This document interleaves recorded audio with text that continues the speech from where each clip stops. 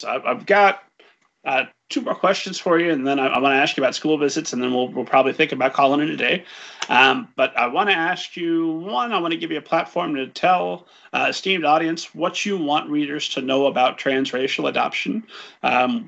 What if there's a takeaway from this, or multiple takeaways, what would you want them to take away? And then also, being that this is not an autobiography, but similar to your situation, and we're recording this in November, Thanksgiving's coming up, does that make things awkward then when you're sitting around the bird with the people that were in that experience with you? Or do they understand that this is your expression, that you need to get out there and say these things for you?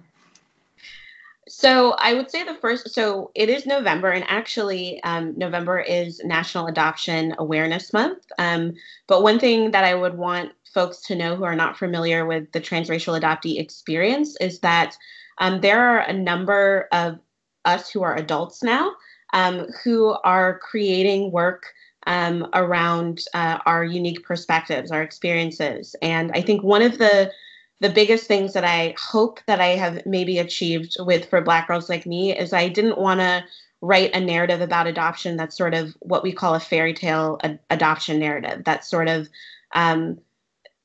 makes it seem like as if this is sort of a one-dimensional experience where, you know, it's a fairy tale, a young person like finds a family and then that's it. And there's, you know, it's joyful all around and there's never any questioning about sort of where this child came from in the beginning. And I think that the adoptee experience is very different and nuanced. And some of us feel sort of maybe more joyful about the experience than others, but it's really nuanced. And so the biggest thing I would just want people to take away is to seek out perspectives and narratives from adoptees about their experiences, because what we see about adoption maybe on the media or on the TV or in media narratives is sometimes really one-dimensional. And there are a lot of us who are writing about the nuances, that are writing about the sort of yes and, or living in the space of both, you know, feeling like maybe we're feeling lucky or grateful or just joyful about our family, and maybe we're also still grieving and thinking about where we came from in the first place, and those things live side by side. So that's basically what I want people to know about transracial adoption. And then sitting around the dinner table and it being awkward was the second question, knowing that this is based on or inspired by, not based on, but inspired by my life was the second one, correct? Mm-hmm. Yeah. I mean, the answer that I give to this is that, like any family, no matter, you know, how your family comes together, my family is a work in progress, and we are not always good at communicating with each other. So Thanksgiving can be awkward, and it cannot be awkward sometimes. I have been writing about my identity for a long time, so in some ways it is not new that I've been interrogating these things. But I will also say that I was adopted in the 80s. When there weren't a lot of resources available to parents who were adopting transracially about the challenges that might arise and sort of examining, you know, what it means to raise a child of color. And so I think there are more resources available now for families who are trying to create homes that are safe and affirming of a child of color if they themselves are not. But I recognize that my parents did not have that when I was growing up. So we are still, like I said, a work in progress as far as like how we communicate about race and how we communicate about some of the harder topics that come up in For Black Girls Like Me, or that just have come up in our life. And so sometimes we are better at it than other years. And sometimes what is that sketch on SNL when it's like something awkward happens at the dinner table, you just put on an Adele song and like everyone is like magically like sometimes that's a situation where it's like, all right, let's just put on Adele and like agree to disagree on this one. And I think that's the reality of the transracial adoptee experience, or just growing up in a multiracial family. You are not all going to see the world or experience the world the same way. And that produces conflict sometimes, but it's okay to sit in that conflict and sort of work through it if that's what's happening. In my case, I'm married to an African-American woman, and I've got a couple of relatives, without saying who are ardent Trump supporters. Yeah. So when we sit around at the table, there's awkwardness already. My fiction is the least of it. Yeah, it's just, I mean, every family has their stuff, and every family, I think, in some way is a work in progress. And what what I really wanted to do for Black girls like me is just validate that Makeda can both experience absolutely racism outside of her home and her family, but also because we're human and because we, sometimes carry privileges and biases that we don't intend to carry, that sometimes that happens over the dinner table too. And there are moments in For Black girls like me when her mom or her dad or her sister says something that makes her feel othered. And those are moments that I hope will sort of promote conversation versus shutting people down, but promote conversation in maybe families who are reading this, and then maybe also provide validation to a young person who is experiencing that maybe doesn't have the language to understand that, oh, that's a microaggression or why that makes them feel bad. But knowing that it's in a book and that it's acknowledged is hopefully maybe something that will be validating in some small way.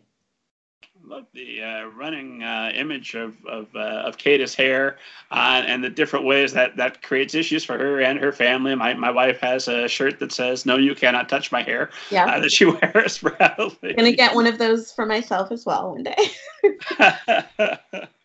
So that's just one of those nice concrete ways you can flesh out something that otherwise would be kind of cerebral, as opposed to, no, here's some nice concrete examples. What other concrete examples did you look for to put what am I looking for here?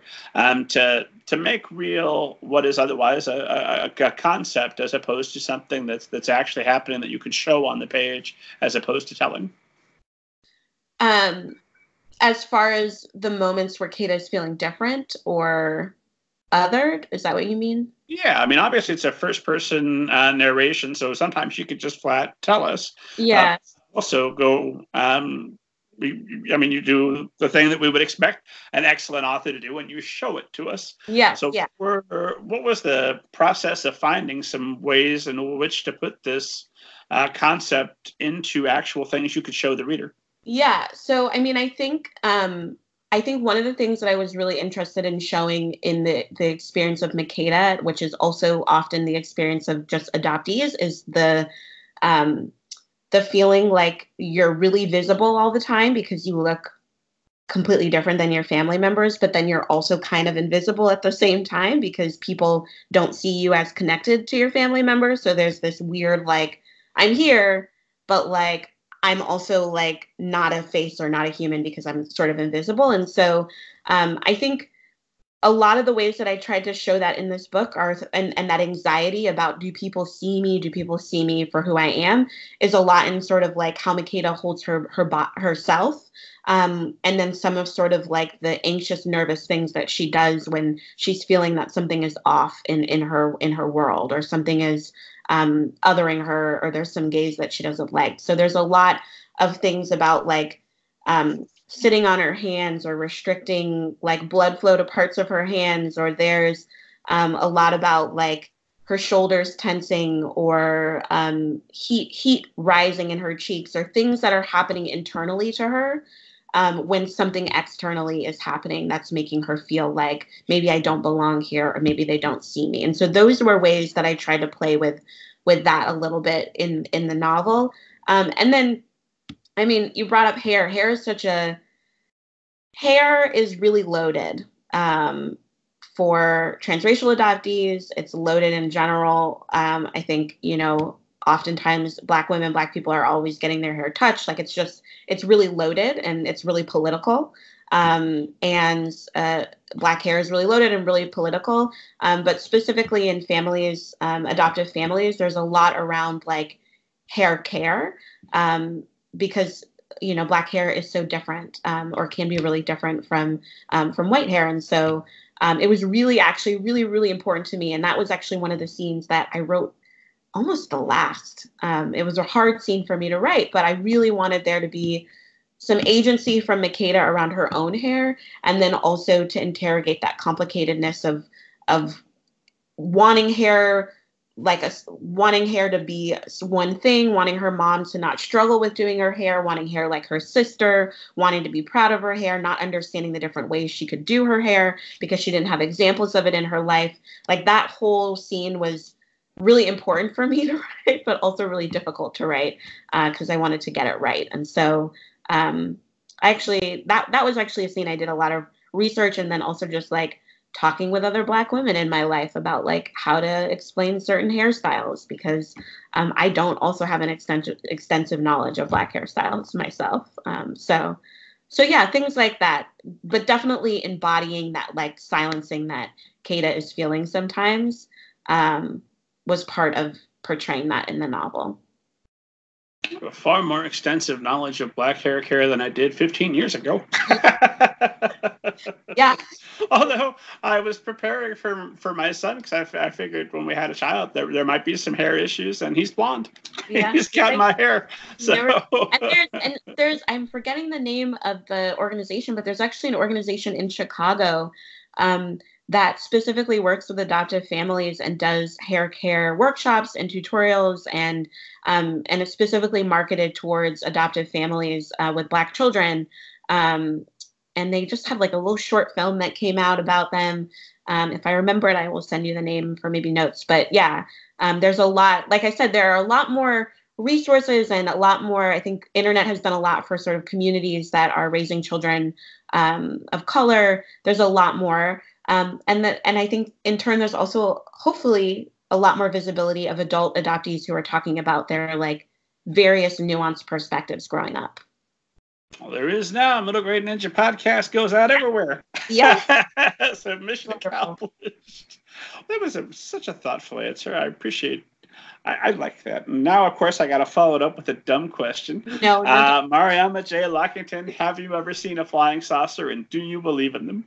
I have never seen a flying saucer, but I absolutely believe in them. And maybe one day I will. But yeah, I definitely believe that there is life out there that is not human, and that I might see one day.